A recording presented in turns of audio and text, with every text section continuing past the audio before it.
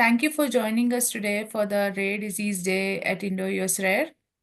It is my pleasure to warmly welcome you all to the event.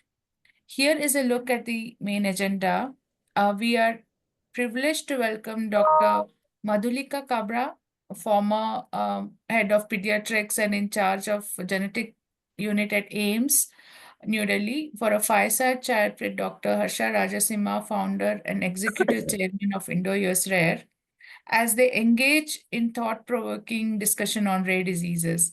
Additionally, we're excited to feature Aisling Finn, a rare parent and poet, in an inspiring conversation with Dr. Kruti Varshney, followed by quiz for rare results. Before we begin today's event, I would like to give a brief introduction of our organization. IndoUSrare was founded with a vision to address the significant gaps in global diversity, equity, and access to clinical trials for rare diseases. We are a nonprofit 501(c) charity organization based out of Virginia, US. We work to combat rare diseases by fostering cross border research, collaborations, data sharing, and clinical trials globally. The key problem we are trying to address here is severe lack of global diversity in clinical trials, underrepresentation of the Indian diaspora in rare disease databases, and little engagement and inclusion of rare disease research and therapy development. What you see on the screen is the global distribution of clinical trials from Clinical Trials Gov website. As you see, most of the trials are conducted in the US and the other countries are much far behind. This holds true for all the clinical trials, including the rare disease trials. IndoUSrare aims to tackle this problem through our mission of building collaborative bridges through the Eastern and Western hemispheres to increase diversity at the global level.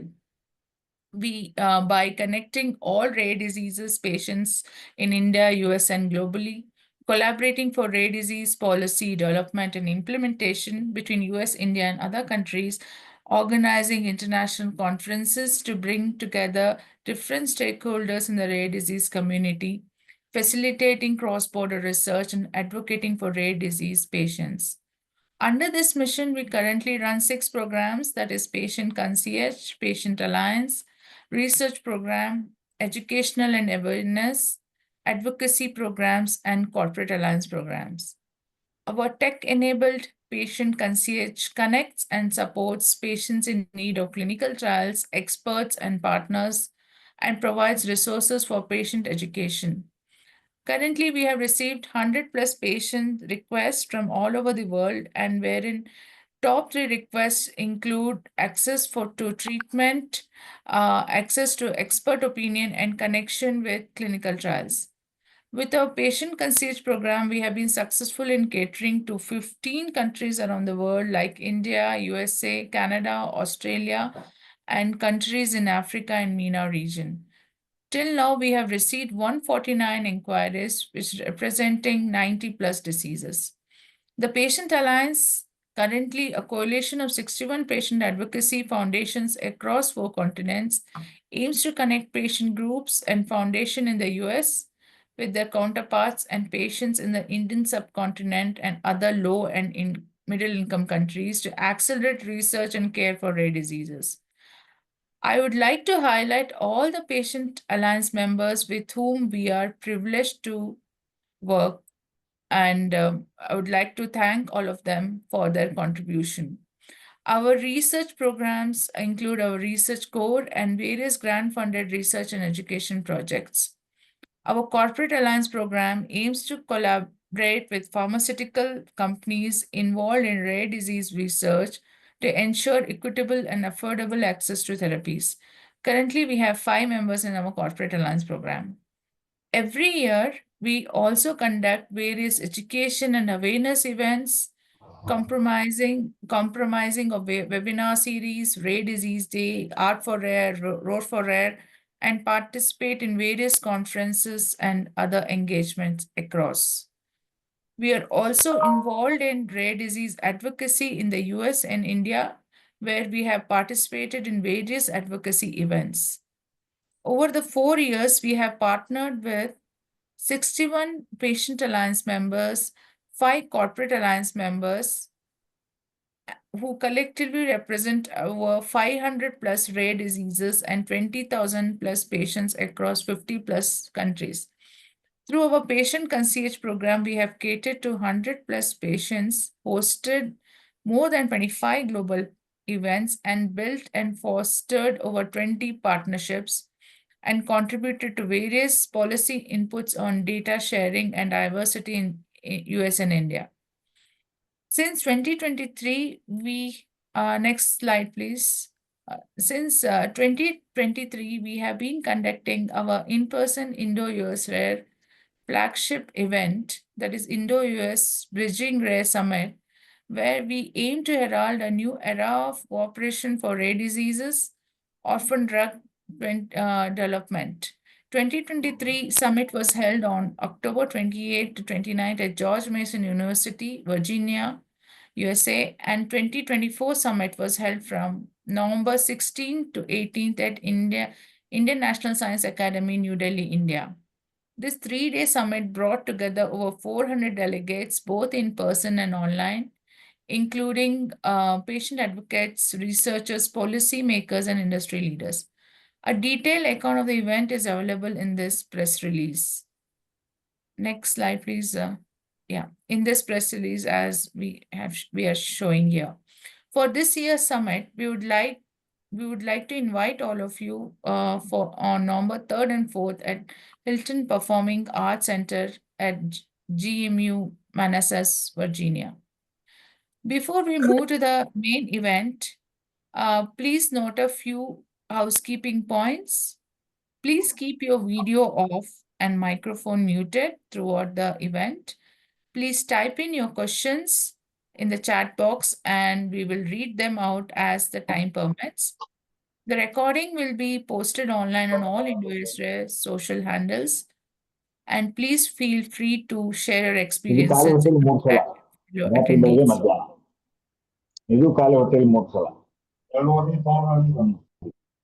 Yeah.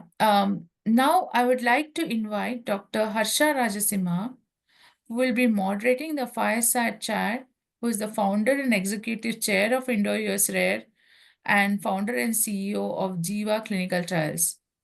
Driven by a personal cause, Dr. Rajasimha decided to apply his years of postdoctoral training at the National Institutes of Health, FDA, and diagnostic and biopharmaceutical industry towards addressing unmet needs of patients with rare diseases.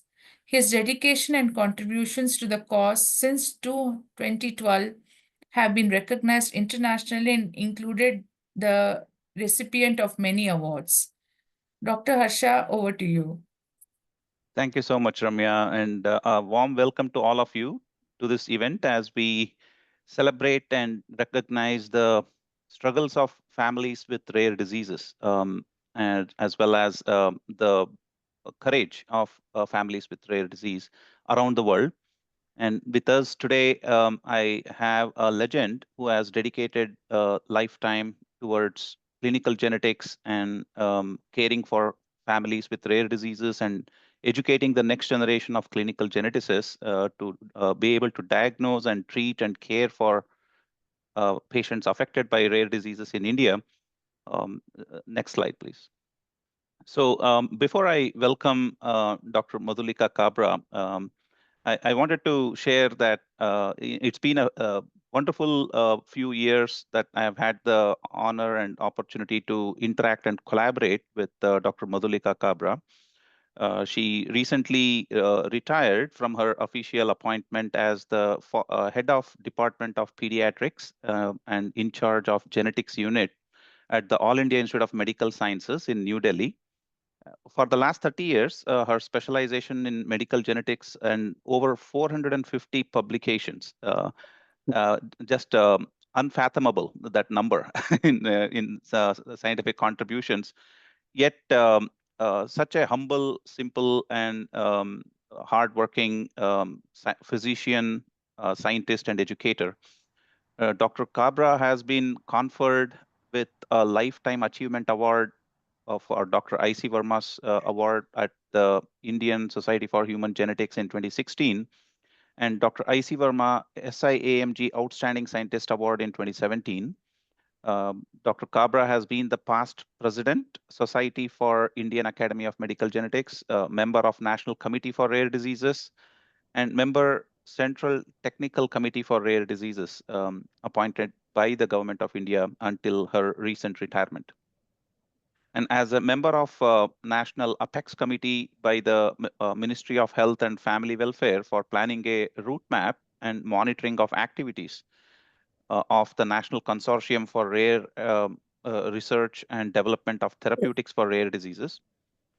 And she's also the member of International Pediatric Association's Program Area Working Group on Rare Diseases for the term 2023 to 2025, which just is active right now. Next slide. So as I welcome Dr. Kabra to this fireside chat and celebrate her accomplishments and achievements, which I'm sure I'm sorry to embarrass Dr. Kabra as she does not prefer that we read out her full biographs or sing any praises, but it's important for us to recognize her dedication and journey for the last 30 years. And as she moves into her next phase of both personal and professional life of retirement on double quotes, as she continues to work hard in different capacities in her retired life. So we have heard various colleagues that have worked a lot more closely with her than I had the opportunity to do so, being in the United States and collaborating cross-border with her, both as co-chairperson of the Indo-US Bridging Rare Summit last year and continuing to collaborate on other programs. Those who have worked very closely with Dr. Kabra have said, next slide, please. These are the types of words that people have used to describe Dr. Kabra as a kind, legendary, dedicated, meticulous, unforgettable, admirable, hardworking, idealistic, ambitious, and many more adjectives. And as you see, very human, very human. Right? It is very little you see here, despite her significant accomplishments in the scientific and medical field. Most of the words people use to describe her, those who know her well, use more human words. So with that, next slide, please. So with that, I welcome Dr. Kabra to this fireside chat. Welcome, Dr. Kabra. Thank you for joining us today. Thank you very much, Harsha, for a very, very kind introduction. And I would like to thank in the beginning itself, Harsha and the whole team of IndoUSrare for giving me the opportunity to interact with you. Like, I think it is more an informal kind of a chat where we would just discuss less of science, probably. Yes, and yeah, fine. So I'm really glad to be here. Thank you so much for inviting me. Absolutely, and it's our honor. And you are truly a legend, Dr. Kabra. You may not recognize it, but you are, given your accomplishments. And so I would like to start off asking, given if you had to reflect on your 30 years of career professionally as a doctor, scientist, and educator, how would you reflect on it? Are there any stories or moments that stood out for you, especially as it relates to rare diseases as we celebrate Rare Disease Day? Yeah, so Harsha, what I must say is that whatever has happened was really unplanned. I mean, I was never thinking that I would join genetics. So at that point in time when I finished, I'm basically a pediatrician, trained as a pediatrician. And at that point when I finished my postgraduate training, there was a move towards specialties, but it was not as much as it is now. So during my senior residency, I mean during my post graduation, I could not think of a specific subject I would like. I thought I like everything in pediatrics, like. But then when I was doing my senior residency, followed by a pool job in Ahmedabad, I did pediatric nephrology and I really liked it, followed by neonatology, and that also I liked. So I was sort of very indecisive about what I'm going to do. But when I joined AIMS, which was in 1992-93, at AIMS, is it that the faculty has to choose a specialty because our department is having multiple specialties. And at that point in time, when I joined AIMS, Professor I.C. Verma, who was my guru and mentor and would always remain my guru, was about to superannuate in, say, about 3 years' time. So the seniors suggested me that I should join genetics. So genetics, as you know, in those days and even now, is not taught very much, even in the undergrad, even in the postgraduate days. So I joined, and having Professor Verma as a mentor was definitely a big support. So I was reluctant when I joined because if you're not exposed much to a subject, you are a little reluctant. But then, must say, I never regretted doing the same. So that's how the journey started. And at that point in time, actually, very few groups were working in the area of genetics. So 60s, I'm talking about when Dr. Verma started this unit. I mean, what a vision he had. Now we realize that how much genetics is important. And then there was a lot of support, and I learned through this journey because I and this slowly the aim of at that point in time, because there are very few uh, clinical services available for genetics, so aim was to have a comprehensive service where you have clinical setting, you have diagnostics, you have prevention like prenatal diagnosis, and then you also have research. So with that, this kind of a background, this unit was started, and I sort of kept working on it. And the comprehensiveness of such a service to have even in a big institute is a problem at times. But then Dr. Verma had worked very hard over the years, and I was fortunate that I worked with him for some time, and then actually only 3 years, but I officially, but I never thought that he was not with me even later when he retired from AIMS. And we worked on commoner disorders initially. The aim was to have work on, say, thalassemia, Duchenne muscular dystrophy, chromosomal disorders, and so on and so forth. So, so I'm not officially trained in genetics. So, I mean, if you say I'm not a DM in genetics. And in fact, at that point in time, there was only one DM course in HGPGI Lucknow. And in fact, I told sir that, uh, shall I do that before I actually sort of indulge into the clinical practice? He says it will be difficult for you to manage both your, I mean, the clinical duties and other duties here and I mean, get into a formal course. So he said, you will learn and you don't worry. You will learn on job. Yeah. And he was there to mentor, and I sort of, but then it was not as professional because I was sort of not officially trained. But other than Dr. Verma, I was tremendously supported by the lab staff. We had a lab working Right. lab backup, and the scientists and everybody contributed. So, and then you sort of learn on job. I think the best learning was through the patients, which I had, and then I mean assignments for maybe some training and teaching also came in when once you are a faculty at AIMS. So then that those also make you learn and read, and then you gradually sort of learn, and then you learn with your colleagues, and then the new DMs and the people who are actually trained in genetics. So that's how the journey started. So it was a self-learning process and self-training process, other than what support I had got, and I'm really I think I'm really fortunate to have that kind of a support, Professor Verma, the colleagues, and the lab backup and scientists which I had. Yeah. So, so then gradually what happened over time is that more formal courses started coming in, and we were also able to start a DM course after my very dear colleague Dr. Nija joined, who's a trained geneticist. And and then actually now the things have actually changed now over time, and and then because we were actually, me and in fact one of my very dear colleagues, Dr. Shubha Fadke, we started our journey almost the same time. She was mentored by Dr.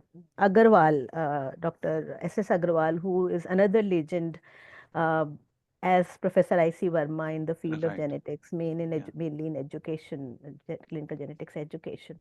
Yeah. So, and then other centers also came, and we were able to start and then gradually what happened was that the initial times we were struggling with, in fact, the diagnostics, which were very difficult to even set up, the getting consumables, getting the testing done, and we had to send tests outside.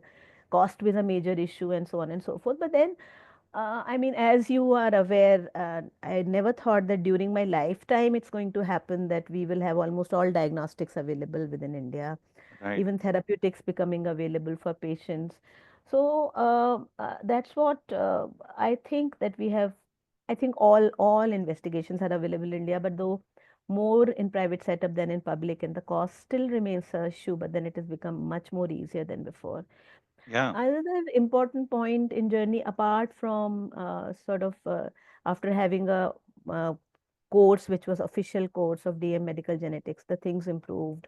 You have brilliant students, you have a colleague who's herself DM medical genetics, and then you have scientists who back you up, and the research also which we were doing was patient oriented only.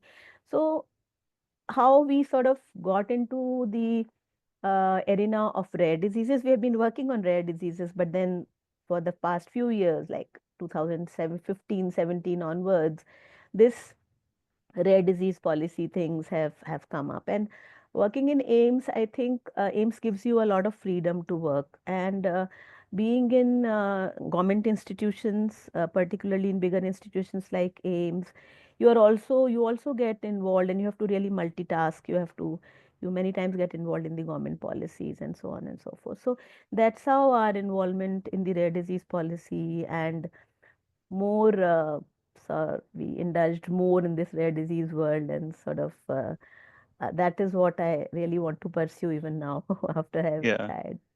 Yeah. So that's what. So this is kind of a journey which I have been pursuing, and I would just like to say that the research areas also which we have chosen, in the beginning it was all patient oriented, I must say, building Right. services through research, and even now the kind of research which we do now, ultimately you wish to translate into patient care services. That's how, yeah, and we Yeah. can discuss some of the good stories later, maybe some Right. interesting stories. Yes. Absolutely. Thanks for sharing such an incredible journey and what led you into genetics. And so it seems like you had experience in both common diseases and rare diseases in treating, caring for patients. What stood out to you, or what stands out to you as hallmarks, or something that's unique in the rare disease world when caring for patients, starting with challenges in diagnosing rare diseases in general for the care navigation and pathways, your interactions with patient and families. What stood out to you, ma'am? Yeah. So, as I was telling Harsha, the challenges for us initially were to start these services. I mean, they were there. Dr. Verma was there for many years, and the services were established. But then there was much more to be done, and Sir really worked hard towards that, so that we can have such good facilities within our institute. But the issue of making a diagnosis at that point in time, it was much more difficult because the awareness was not there. People always thought that genetics is all exploratory, it is all basic science. It doesn't really, uh, patients, I mean, you can't do anything for the patients, and there's no point diagnosing them and things like that. But then, and then obviously, availability of tests, even if you diagnose a particular disease, was very, very difficult. The availability was not there. So, so the one thing is that the complexities of rare disease is extremely high. Like they are so heterogeneous. So I mean, I think it is the most heterogeneous branch. I mean, if you have to deal with 7,000 odd diseases and each having its unique problems and complexities and getting into those and managing them. And I mean, that's one major challenge.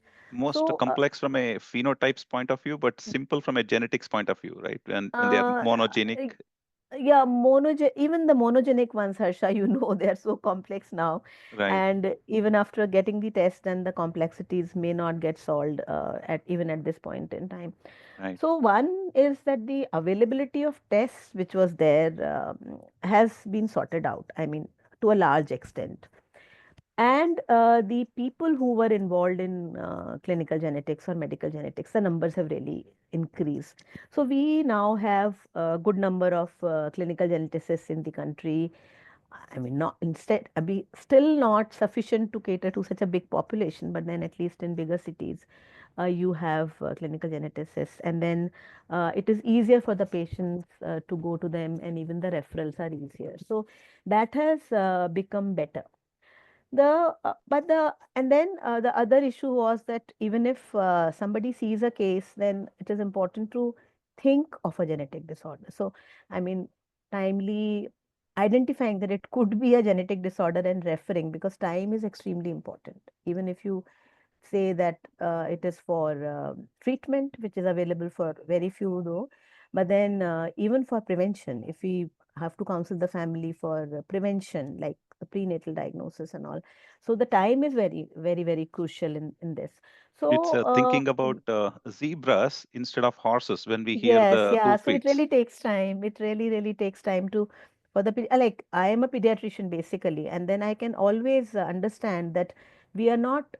I mean, as pediatricians, or I would not expect that all the pediatricians will identify rare diseases. But then some diseases they must identify, and some they must suspect that it could be genetic and refer in time. I think that's extremely, extremely important. Right, right, So this suspicion and diagnosis and timely referral is now being, I mean, the rare disease policy activities are trying to take care of this by increasing awareness by various means, trying to train healthcare professionals at different levels, and there is a move towards sort of objective kind of a training for different levels.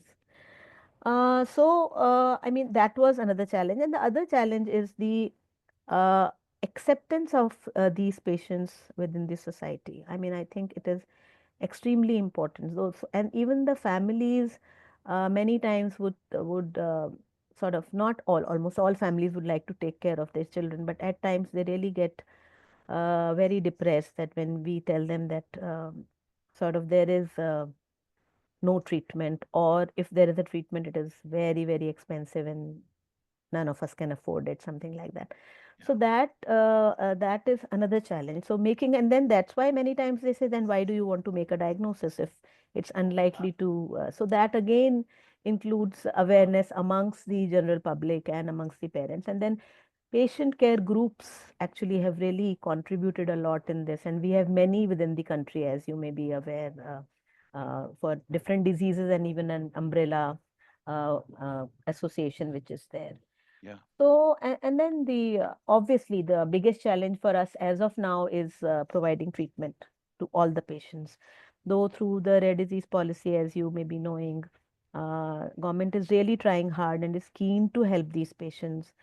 A good amount of money is being given to each patient, which is half a crore right. total, and then we are able to cover a good number of diseases. But then, the biggest challenge is to cover the diseases which require lifelong treatment, Right. and things like gene therapies and all, which is really, really difficult to have. So basically, um, we are sort of coming out of the problem of having diagnostic facilities and manpower.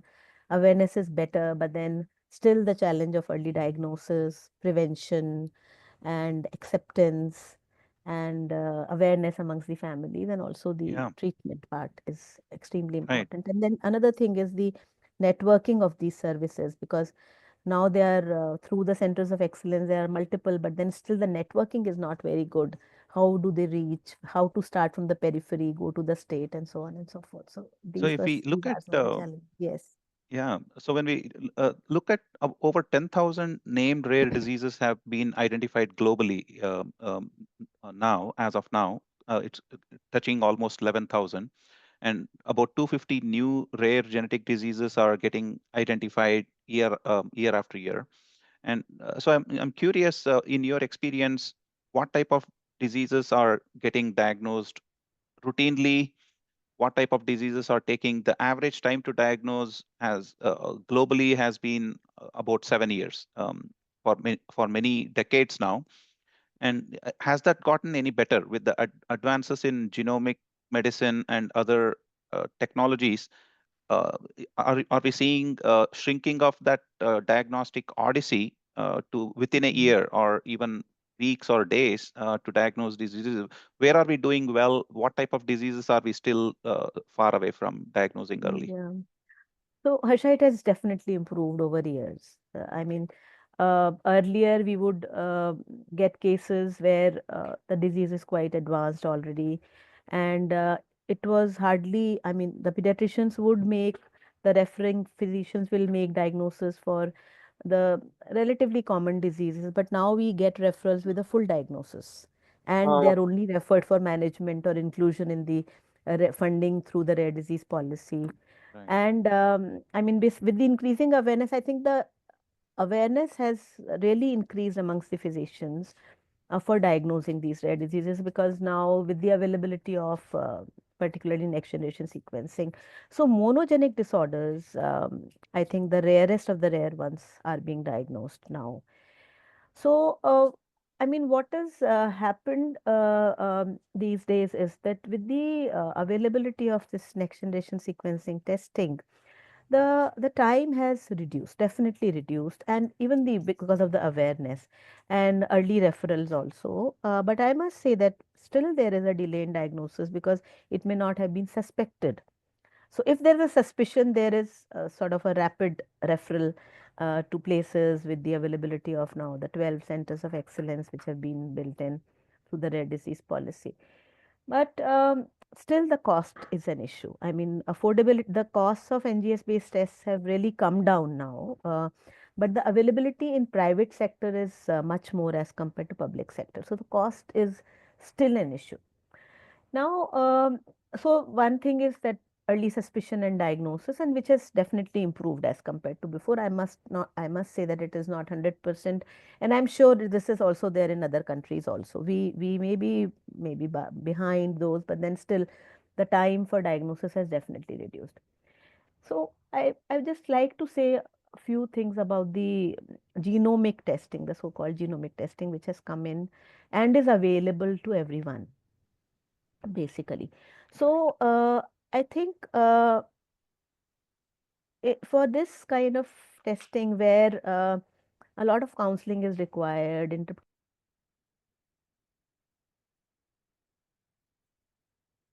Did we lose Dr. Kabra? Yes, it looks like. Yes, lost. Yeah, let's allow her a moment to rejoin. And while she rejoins, I just wanted to recount that the institution where Dr. Kabra just retired from is those joining from outside of India. It's the top medical institution in India, and only the cream of the crop with the top 0.001% of the medical students who seek admission get into such an institution. And while Dr. Kabra is rejoining, I also wanted to recount that we are celebrating Rare Disease Day a couple days later this year, as 28th February had too many events and conflicts. So thank you all for joining today as we celebrate and take a moment to recognize the struggles and courage of families with rare diseases globally. Dr. Kabra, are you back?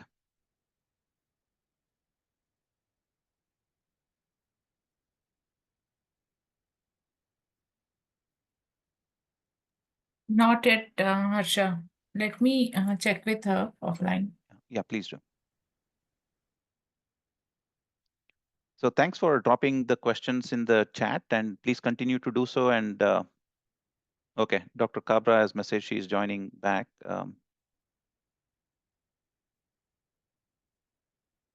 hopefully we'll get to those questions as we get towards the last few minutes of the fireside chat.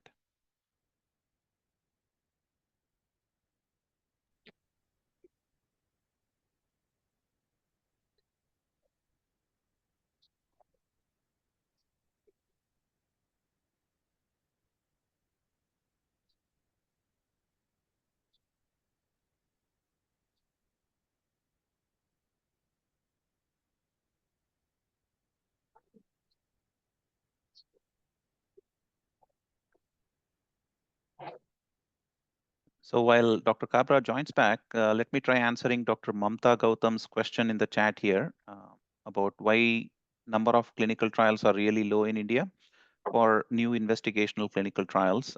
Number of reasons, and we'll get to them during the fireside Got chat. disconnected. I'm just connecting again, Harsha. Sorry, really sorry. We can hear you, ma'am. Please join. Yeah.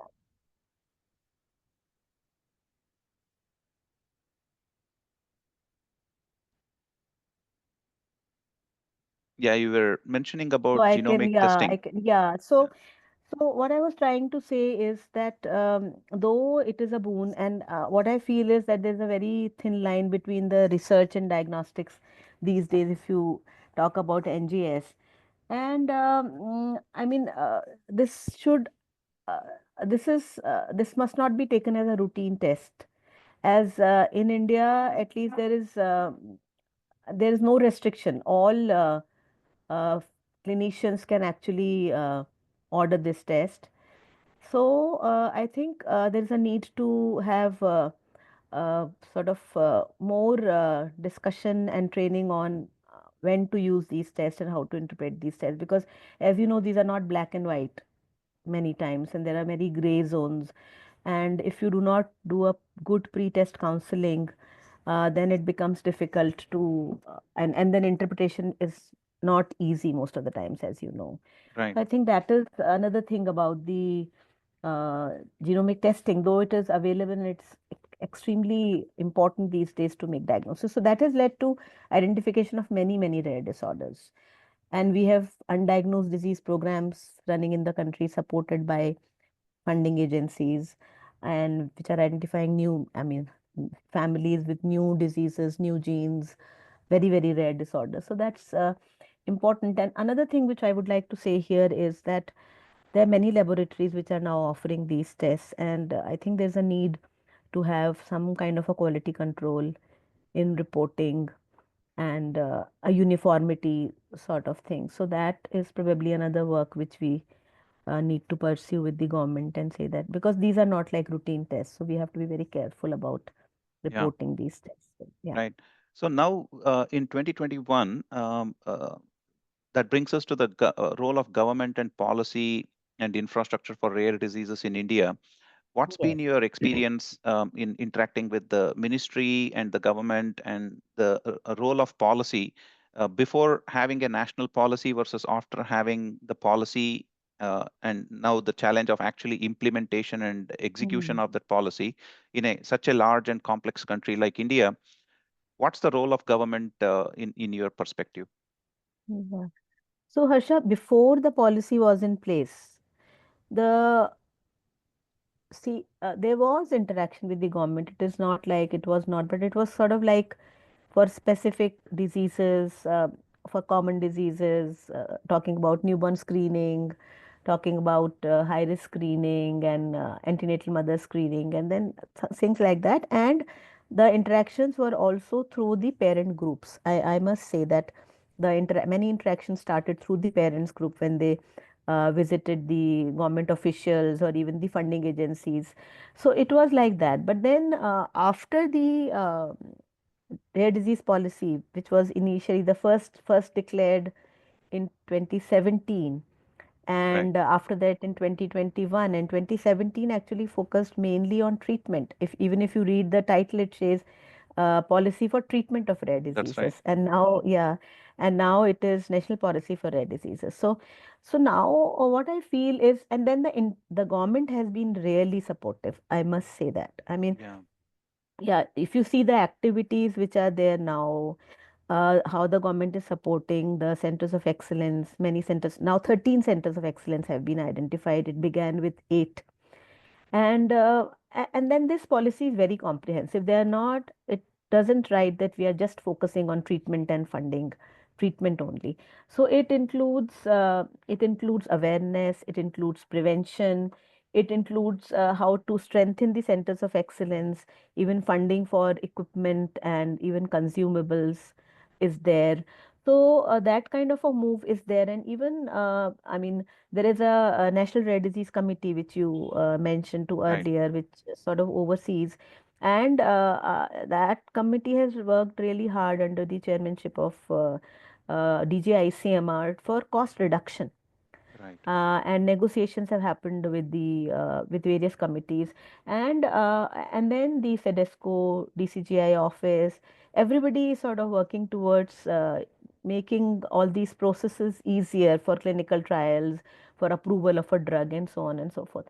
And and then another thing which is there, and which was actually, which most people say, that my disease is not included in the rare disease policy, so how can Right. I be Right. supported? And then this is the only these diseases are listed in the policy, but then it is inclusive. Many more diseases have been included in the rare disease policy after the after 2021. The other So very important thing is, yeah, how many so are now so now the number is around 63. That's what I heard.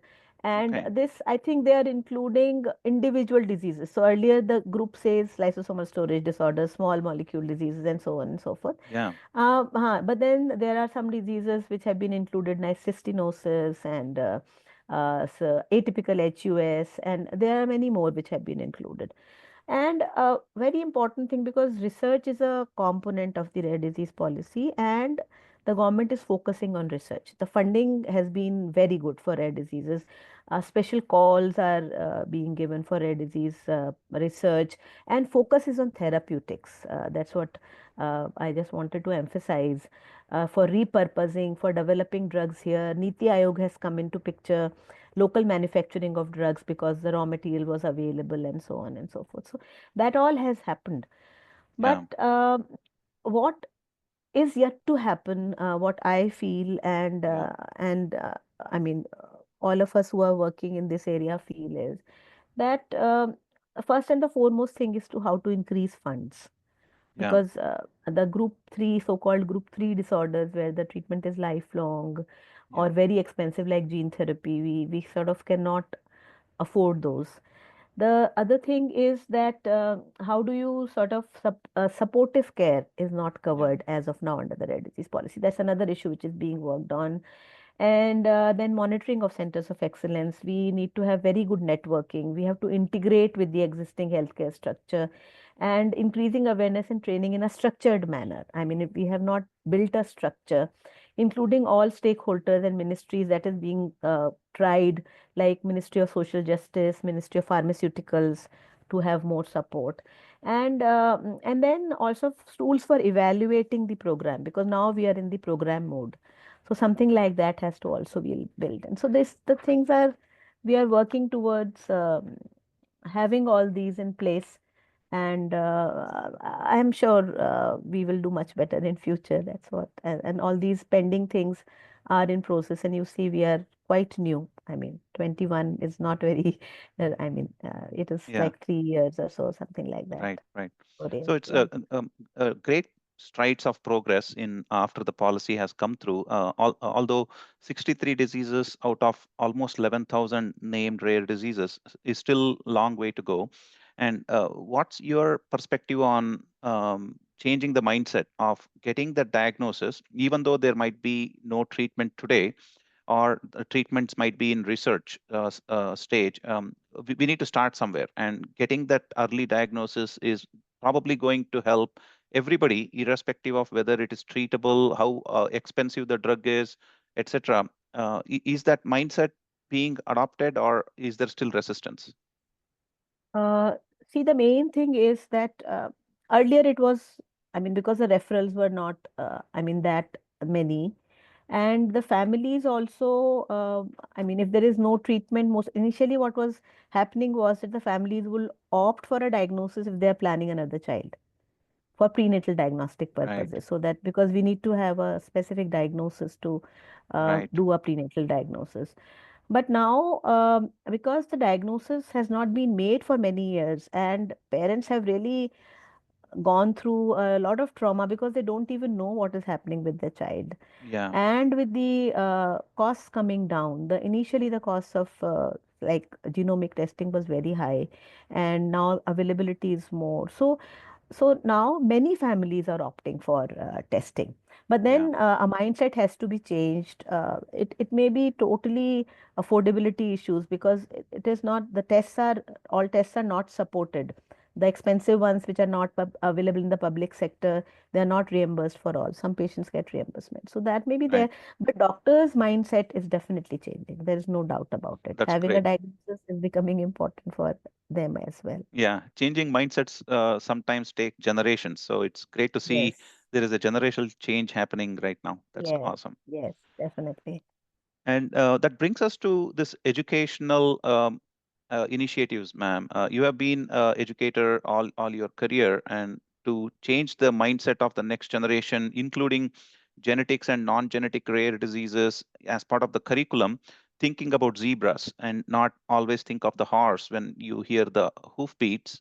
Um, please tell us more about your experience in educating the next generation. Right.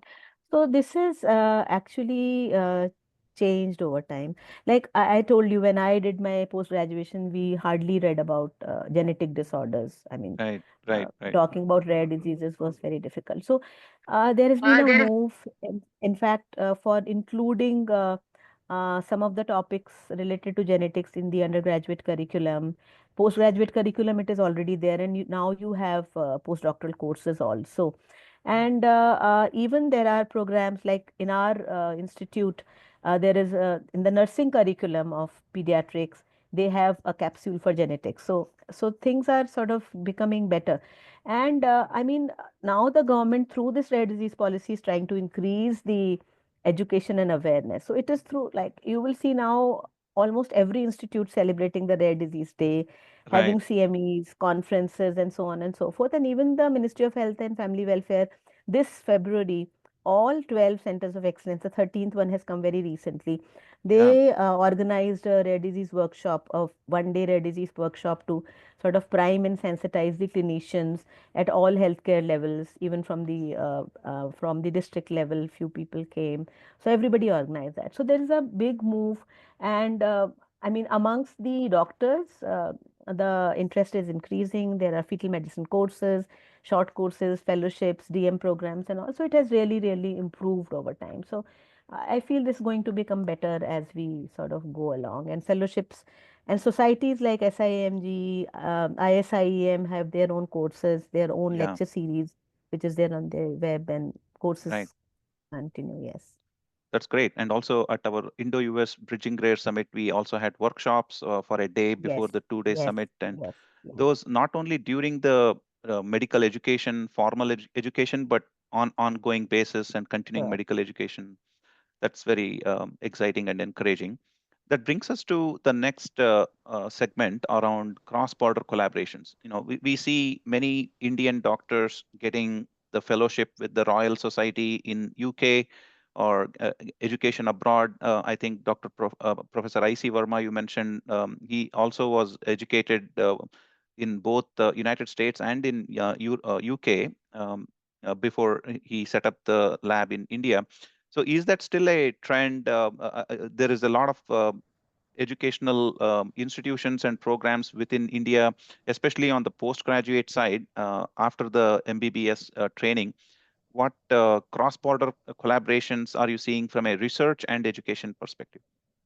So for educational purposes, earlier it was more because we did not have many postdoctoral courses like DM courses and all, and people would go for fellowships, and they may still go and learn from there, and that is Right, education part. So short right. fellowships, even long fellowships, they're pursuing. Yeah, But other than that, what I feel for collaboration, as we sort of discussed during this Indo-US summit as well, yeah, that one is definitely we are still behind if we talk of basic science of rare diseases and treatment for rare diseases, I think that's the most important area to work on and collaborate, particularly the therapeutics, because government is really keen on that. But Yeah. apart from that, helping with patient registries, we also have had a session in Yeah. the IndoUS Summit. So there are amazing registries world over, and we have just initiated. So learning from them, and Yeah. then also AI based things, which we do a lot, but then that's coming up in a big way in genetics. So that could be useful in training, even diagnostics, and so on and so forth. And I think the most important thing is that the countries which have had the rare disease policy for a very long time, we can really learn from them, because I feel the bottom line is that the patient needs are same all over the world. It is not that, Yeah. I mean, basically the patient needs are same. So we can already learn from them, modify, adapt, and sort of work towards them. So this kind of a collaboration, which we have been planning and we have discussed several times during the summit discussions, I think would be really useful. Wonderful. Thank you, ma'am. I think we covered good ground here on various aspects of rare diseases, and thanks for sharing your wisdom and experiences over the last 3 decades. And we welcome and appreciate your contribution on an ongoing basis in your post-retired life. And we will continue to seek your guidance as we all learn and move forward on what remains to be done. And there is a lot to Yeah. be done moving Mm. forward. So thank you So for that. I just want to take 1 minute to share and sort of I mean, tell that how much you learn from the patients. I'm not Yeah, talking about just you learn a lot, even academic, in the academic sense, you really learn a lot. But then on the emotional front, and I mean, you learn so much from the patients. You learn patience from them. You learn how you can be balanced and how you can be happy with small achievements, yeah. and the kind of stories they share with you, the kind of faith they have in you, really takes you further. So I would just like to acknowledge all the patients and families. Because of them, we have been able to learn and work in this area, and I need their support all through. Thank you very much. Well said, ma'am. That's so true, especially in rare diseases, as we need to understand the natural history of the rare disease, which we can only do from patients' input on how the severity of symptoms and how the symptoms themselves are evolving and changing over a period of time. That truly comes from patients. So very well said. Thank you. So with that, that brings us to this conclusion of the fireside chat segment with Dr. Kabra. So please join me in thanking Dr. Kabra for sharing her insights and experiences today. And I'm sorry that we could not get to the questions right now. If we have time after the next segment, we might get to the Q&A towards the end. So please stick around. So for the next segment, I would like to welcome and introduce Dr. Kruti Varshney. Dr. Varshney is a healthcare professional with extensive experience in pediatrics, and she's a fellow in clinical genetics from India, while she is currently based in the United States. And she's been a dear friend of the IndoUSrare as an organization and has been contributing her time and expertise. And I welcome Dr. Varshney to take the conversation forward on in the next segment. Dr. Varshney, off to you. Thank you, Dr. Harsha. That was indeed a very enlightening fireside chat between you and Dr. Madhulika. So as we have just heard from our esteemed experts on the challenges and triumphs in the rare disease space, I think we now shift our motive from discussion to reflection. As we celebrate this Rare Disease Day as a tribute to the strength of patients, the unwavering love of families, and the tireless dedication of caregivers and advocates, our next speaker is someone who may have lived different aspects of the tribute that I just gave. And next slide, please. It's my pleasure to introduce her, and I don't have much applause or much lines, but I have these beautiful words that I think will truly capture her essence. Who is Ashling Finn is not only a rare disease parent, but also of an unknown type of a leukodystrophy child, but also a poet and a teacher. And I hope these words captures her true essence. With words that heal and voices heard, she paints her truth in every word.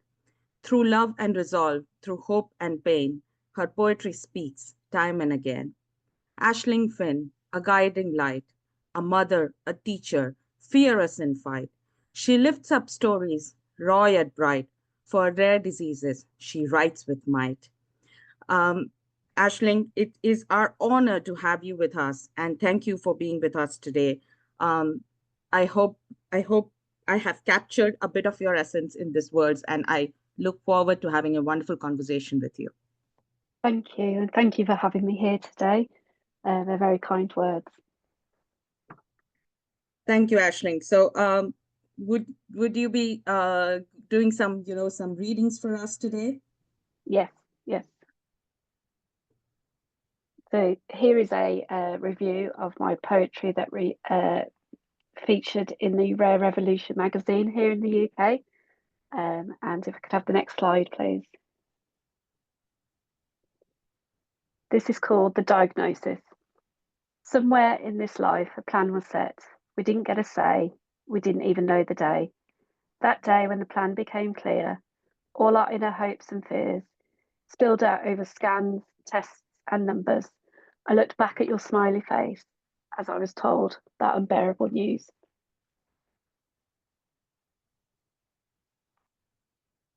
And this one is Catapulted. There's a gathering in my house. There's a physio, an OT, the health visitor dropped by, and the learning nurse too. Our house is no longer occupied by us four. I'm having to open the door to all.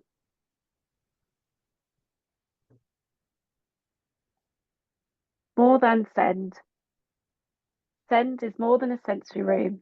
A child with SEND and the family behind the scenes needs more than a sensory room. A sensory room is great, expensive, you say. But you are looking at this with problems in your eyes. My child is not a problem. My child needs more than a sensory room. They need your culture to foster inclusive relationships towards them. The sensory room isn't the only adaptation. Are you and your staff willing to adapt to? Unique. I am but here nor there, nor somewhere in between. I haven't happened yet.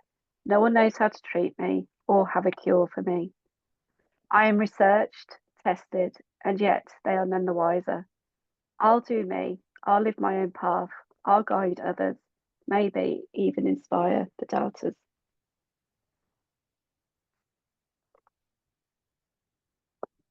I wrote this one actually 2 years ago. To my beautiful boy on Rare Disease Day, we are 5 years in. You are quite simply unique. You have turned the may nevers into I have, whether that be walking or talking. You can now read just like your peers with all the expressions too. Count all the way up to 100, problem solve, and your imagination is extra special. Your friends adore you. Despite your fatigue, you still show up every day. Life with you is eventful in every way, and in amongst it all, you still have your smile on your face.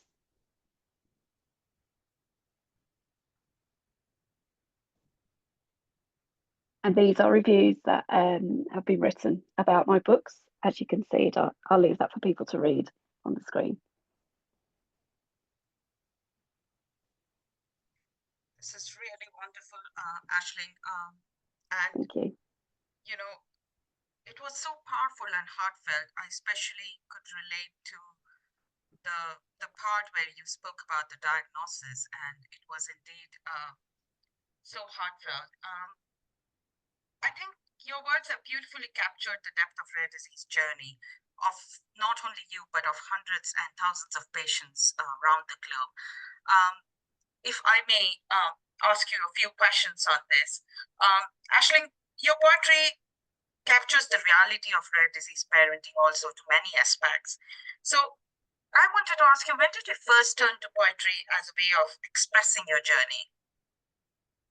So my son was diagnosed just before he turned 2 with leukodystrophy. And a few months after that, it was the global pandemic. So when the world shut down, all the support that we'd managed to access just disappeared overnight. So that meant there was a lot of emotion, a lot of living grief that I needed to channel it somehow. And I've always written poetry to process how I'm feeling. So I think it was just a natural progression that I would then start writing about his diagnosis. Okay, I am pretty sure that that would have been emotional for you.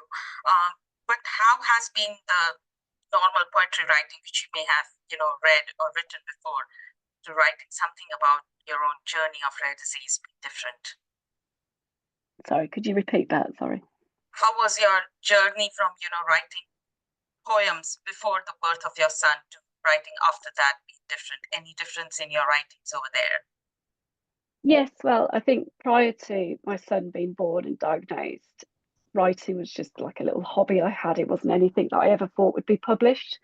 And then I think when you are thrown into a complex diagnosis that's rare, no one's ever heard of it, there's very little room to talk about it with people. Quite often when I'd go to appointments I had that weren't with our neurology team, I'd have to explain what leukodystrophy was, and that was traumatic. There was very little awareness about it at the time. So just being able to process my feelings and put it into something has now enabled me to pass my book on to doctors and say, please read this, please have a look at this, please understand that life goes on beyond the appointment. But I must say, we are very blessed that our neurology team are fantastic, and have commented that the poetry has impacted the way they approach their jobs and how they approach patients. It's really applaudable for you. And so that brings me to my next question, though. Through your journey till now, if you could have one major takeaway from your poetry and advocacy that stays with people, what would it be?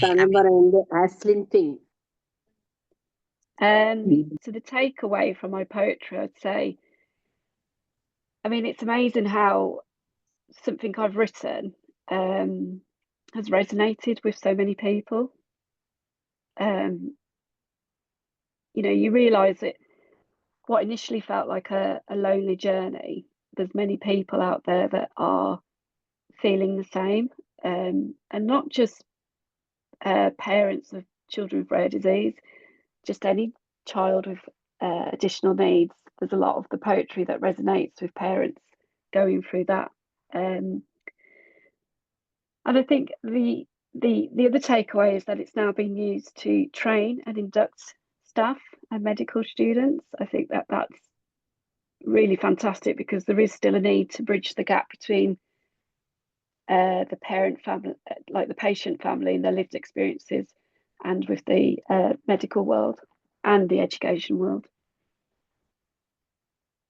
Yeah, I think that's very important. As we were discussing in our previous conversation also, with the new generation coming up, I think with education, all these realities of life needs to be discussed, and that's so important that poetry conveys it in its own words. And that brings me to my another question, that not only just poetry, I think art in any form, so like a drawing or something else. So what role do you see that art's playing in breaking down these barriers of rare disease awareness, and how have you perceived it as through your poetry also going forward? I think if you can express yourself through art, well, I use my son as an example. He likes to draw, which I guess if you were to look at his brain scan, he shouldn't be able to do, but he can. And I think it kind of opens up those discussions, doesn't it, that people can express themselves through expressive art, which allows everybody to join together. It doesn't, a poetry book, you can pick, up and down to read. It doesn't take, it's not like reading a book that takes a long time, or you can discuss art, or I've seen different events over Rare Disease Day that have shown other people's expression of what it's like to live with rare disease.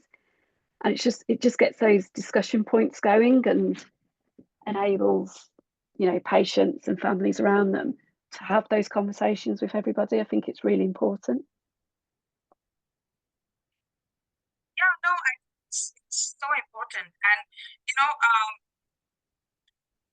creative platforms can help them, amplify their voices. I just wanted to know your thoughts on, are there any specific platforms that have given you a much boost or, helped you increase that awareness? Or, if some parents in our meeting wants to, go to such a platform and, enhance their skills also, what would you say on that? Yeah, well, the social media platforms have certainly helped amplify my voice. A lot, going back to where does the support come when you do have a diagnosis, it is from online platforms. A lot of, there are specific groups for my son's diagnosis, but then there are other groups, and they almost overlap really, because we're all going through a very similar journey. There's a feeling of feeling lonely, and then you go through stages of grief, and then you're looking for hope, and then you all join together and you have those conversations, and somebody might say, this may be the diagnosis, but there are other endings. There is hope. Yeah, sorry, I forgot what my train of thought was. No, it's okay. I think you're just talking more about creative platforms, and you said social media, and I think yeah. And that, when you connect with different people, you then get introduced to different support platforms, and it's a network, which was previously discussed today here. And actually, you learn more about how other people are approaching rare disease, and it's really interesting how other countries providing support, what policies are in place. I've learned so much even here today, just listening. Yeah, I think,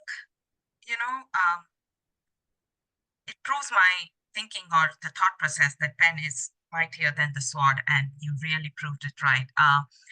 For those of you who don't know, Aisling Fing's poetries are available online. You can order it from Amazon. Ramya has posted the link in the chat box. Thank you so much, Aisling, for sharing your beautiful poems and taking the time to answer the questions. It was really an amazing way to listen to what you or many families around the world have been going through, and it's really a tribute to them. Thank you so much, Aisling. Thank you. It's after this wonderful literary reading and recital of so many words and poems, I would now like to shift the focus on another important aspect of children with rare disease, and that is teaching. Teachers are essentials in shaping a child's growth, and we have discovered that many are not equipped with the knowledge of rare diseases, which directly affects the inclusion of children with these conditions in the school. Sadly, many of the children with rare disease still don't go to school, and just to bridge this gap, we at IndoUSrare have started this teacher survey with a generous grant from Amgen in 2024, and we are taking significant steps to bridge this gap. The link to the survey is still open, and you can participate by scanning the QR code and take a part of this awareness initiative. We would like to have more and more of inclusions for this. Moving on to our next exciting thing, which is the quiz for rare results. I think every year in the month of February, we have this amazing quiz as a dedication to the Rare Disease Day, and we are continuing to unravel the mysteries of rare disease. There's still a long way to go, but we are here to spark curiosity, to create awareness, and to unite people in this journey. The responses have been amazing, Every year we have been getting increased responses, and this year also we have had good amount of responses. And we already have our 3 winners for the quiz. Please, everyone, applaud for them. Dr. Emily Banerjee, I think you were there, the winner last time also, and I don't know whether you are in the group right now, but I'm so thankful for your time in giving us in giving all the answers. Dr. Rajni Khajuria, I think I can see you in the public. Congratulations on coming second. And Deepika TE, I'm not sure whether you're still there, but please, this is a great applaud from all of us. Thank you for taking part and giving your time in Quiz for Rare. Do reach out to us if there are any comments on it, and we'll be happy to take it forward. With this, I think, thank you so much. Ramya has already posted the Teachers Awareness Survey link in the chat box. Please take a part in it. I would now like to hand over to Nisha or Ramya back to take the session forward. Thank you.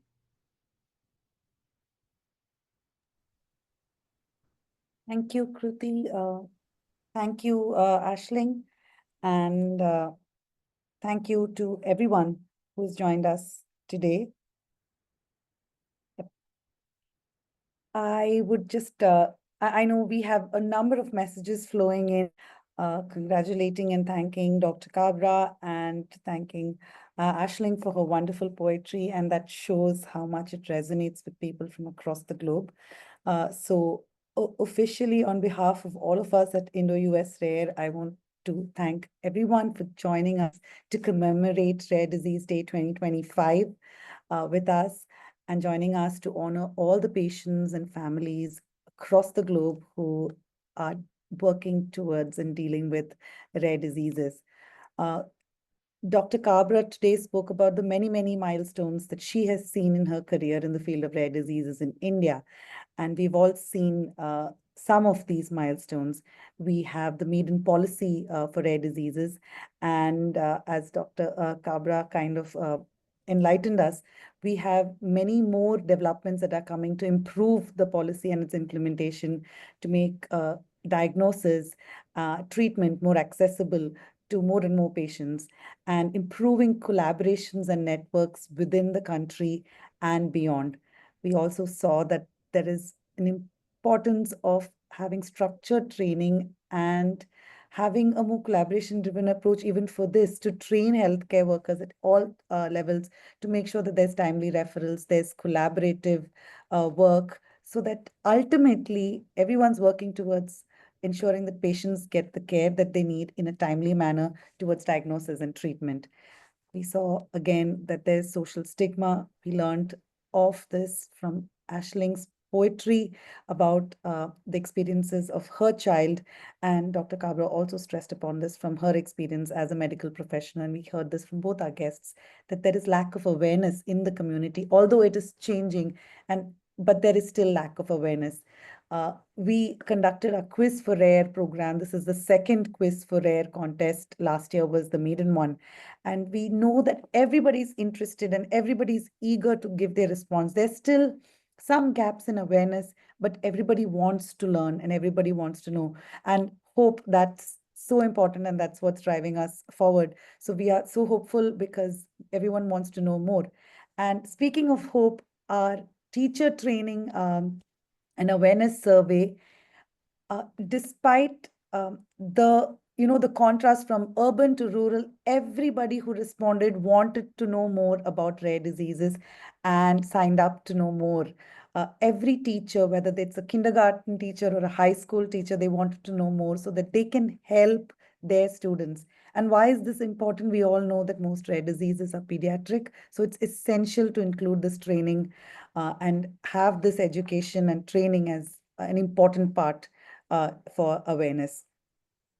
I just want to quote Dr. Harsha Rajasimha here, that we know that there are contrasts in the lived experiences, but more than this, there is parallels and commonalities in the lived experience and emotions of patients and caregivers and the medical fraternity and everybody who is part of this wonderful rare disease community. And we invite you to join hands with us to unite in these commonalities, which will give us the strength to deal with these differences, as we can see has happened here. So happy Rare Disease Day to everyone. And I would like to give this over to Harsha again to give any closing remarks that he might have.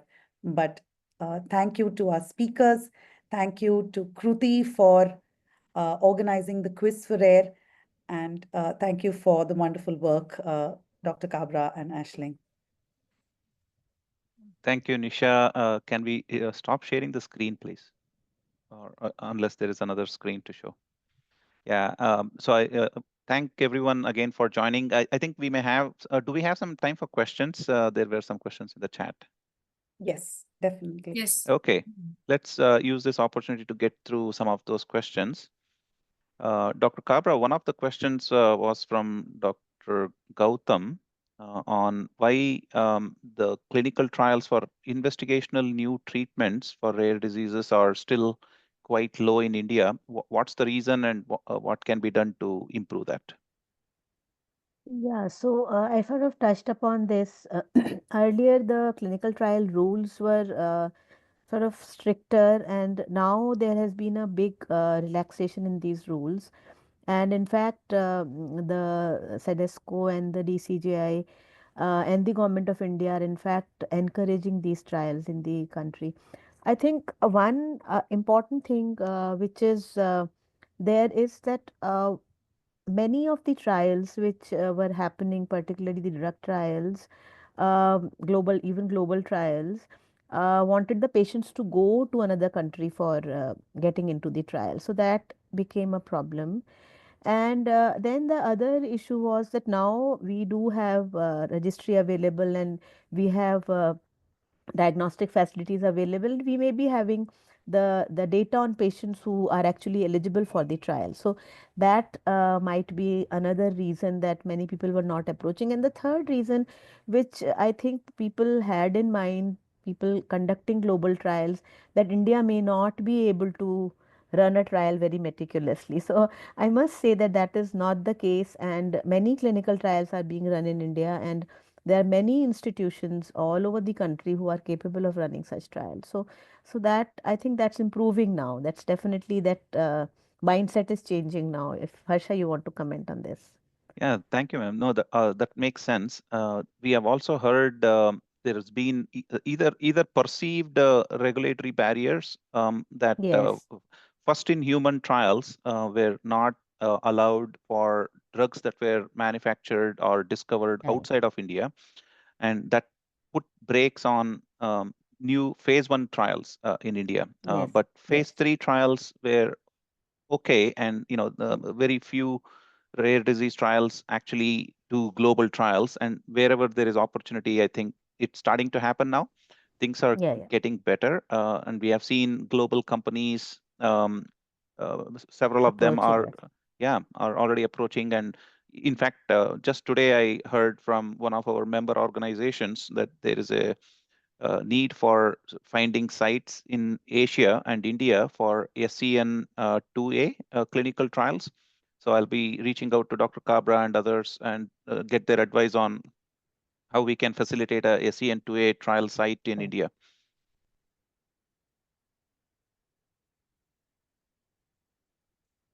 What other questions from the chat?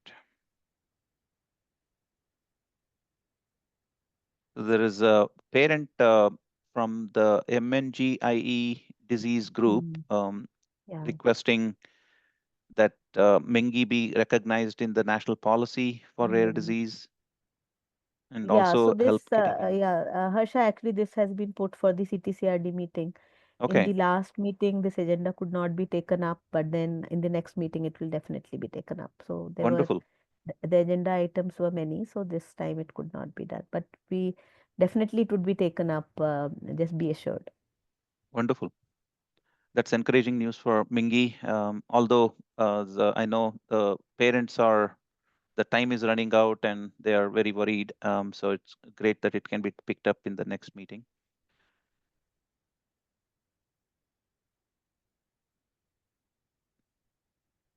So another question by Sharada Kuchibotla.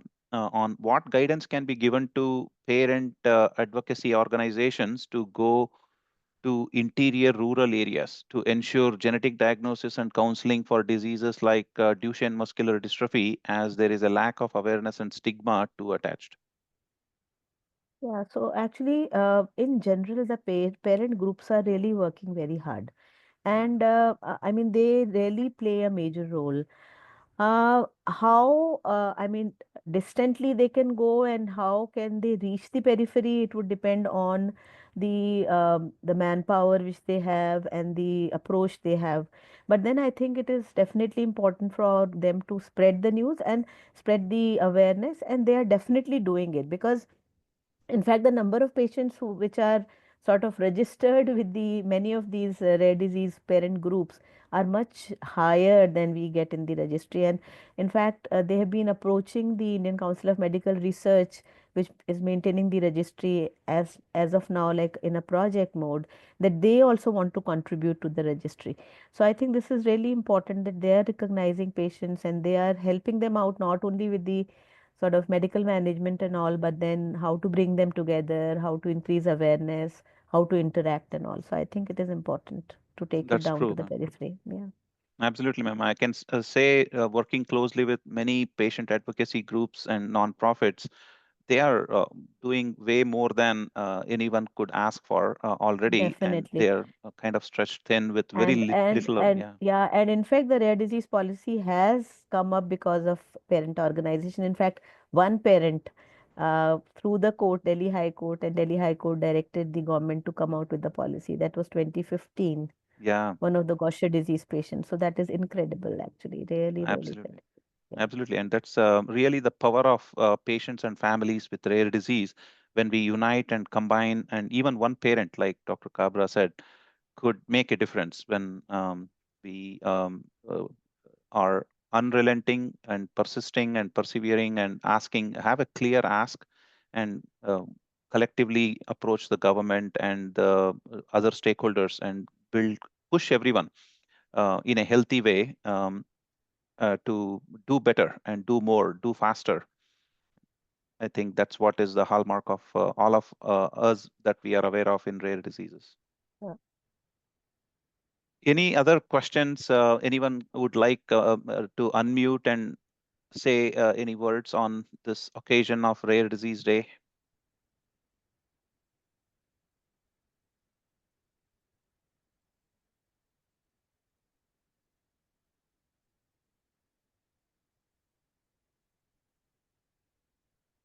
So I'll just say the kind of connection the parents make and the kind of stories they generate, how emotional they can be, and how at times the interactions may be so amusing. If you give me time, just two, three examples. I mean, there Sure, are ma'am. many. Yeah, Yeah. please go ahead. So as I said, we learn from the patients, and then I mean.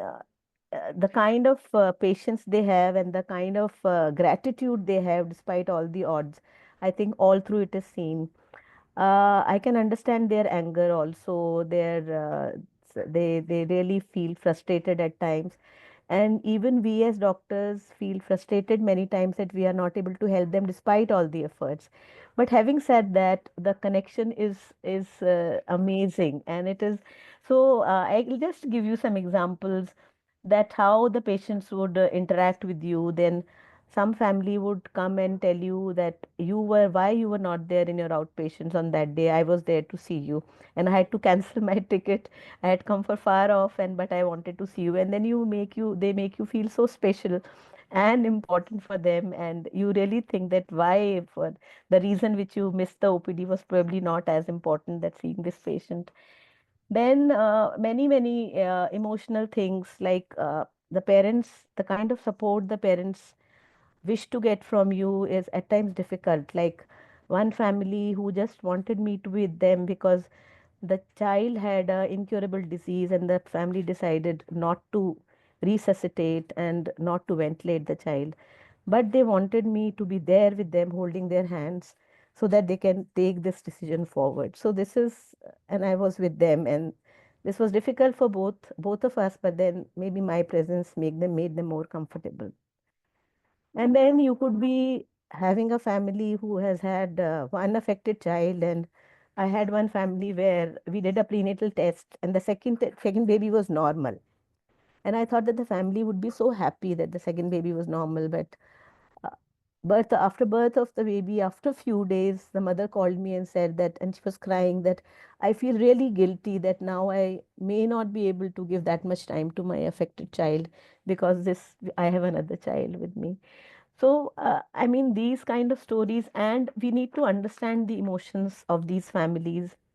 And talking to them actually helps you a lot to improve your, what should I say, your peace of mind, your uh, your gratitude towards what all you have, your gratitude for God and whatever God has given you and you have got in your, uh, I mean, in your lifetime. So I think it is extremely important to have good interactions with these families and try to understand what they are going through and try to be in their place and help them out. And I think each one of us who's involved in the area of caring for the rare, we have to take care of the rare givers also, the caregivers for the rare diseases. I think we really need to do a lot in this area in our country. I know it's happening in the US, in the European countries, but we really need to work hard to sort of work towards. So just few things which just came to my mind when I was thinking of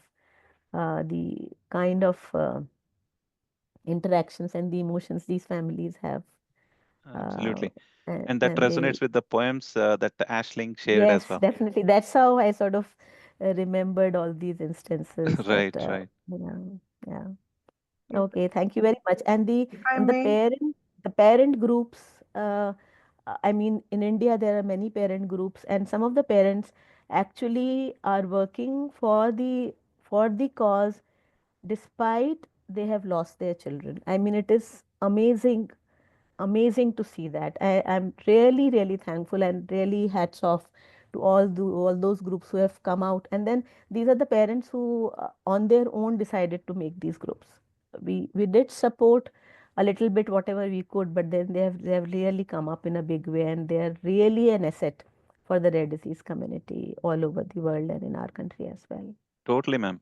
I think it's Hello, having a Dr. global impact. Reena, you had a comment? yeah, I mean, first of all, I want to thank Dr. Kabra for sharing all her experience and Dr. Kruti Varshney and Aisling Finn for engaging in a great conversation, sharing those poetry.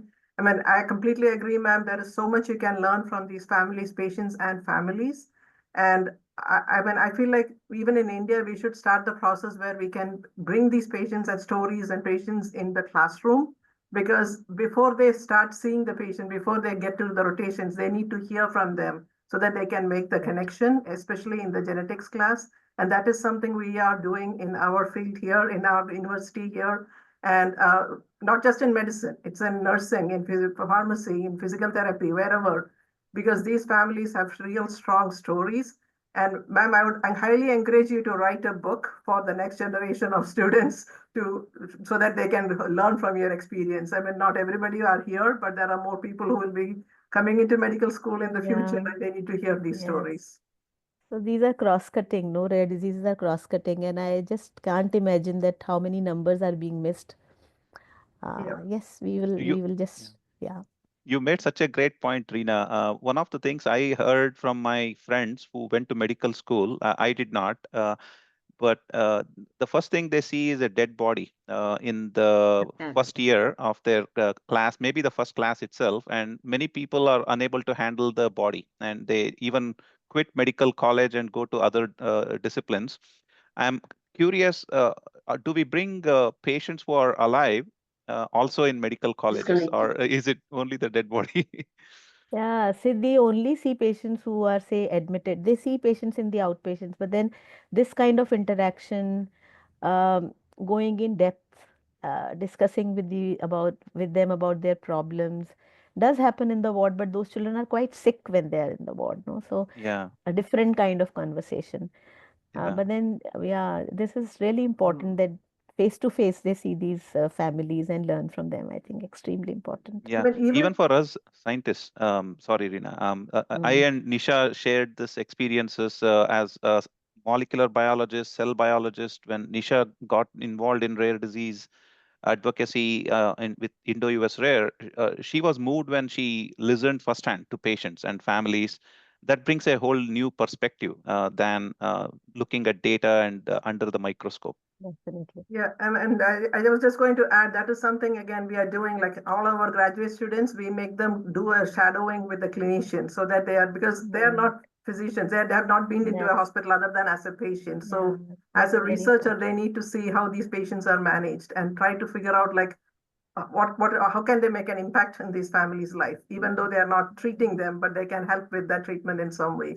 So I feel like even in India, we have a lot of opportunities. We have so many cutting edge institutions, plus the hospitals. We just need to have them come together and train the next generation to bring in more treatments for all of these families. Even for the policymakers in the ministry, what I have seen, Harsha, when they meet these families, when they are participating in the Rare Disease Day celebrations, and when they really see these patients and families, and in fact, the parent groups and patients have gone and met them.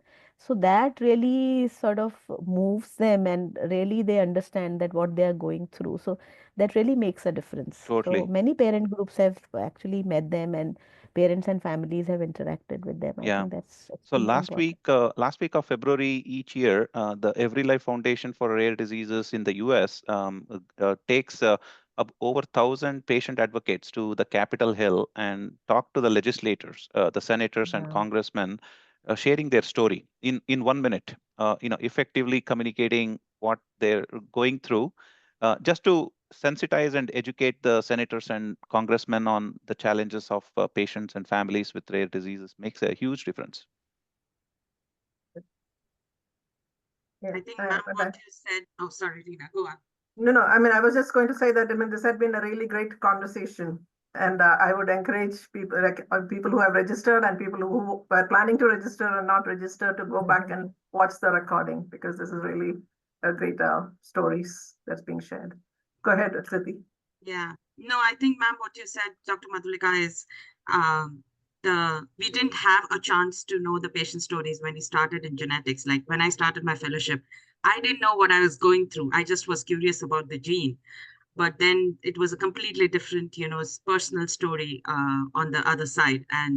But slowly the initiatives are increasing. I think I have seen many people, reaching out on through social media and through other platforms of, can we have observership, or can we just observe your clinic, and things like that. And I think slowly the students from different aspects, even I had a student who was like in 12th and who wanted to know whether I should go forward with genetics as my super specialty. And I was like, you are still, you still have to go through MBBS and masters, and then, but she was very curious that I'm very sure I want to do this, but I just want to know the day in the life of a genetic person. And I was so happy and, impressed by that student. Yes, I think we need more of such initiatives, but we are getting there.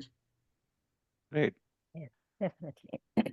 Thank you, everyone, for contributing today for this Thank you very much. commemoration. Thank you And thank very you, much Dr. for having Kabra. me here. Thank you very much. Thank you, Dr. Varshney. Thank you, Ashling. Thank you, Reena, everyone. Nisha, Thank everyone. you. Thank you. Thank you, everyone. Bye.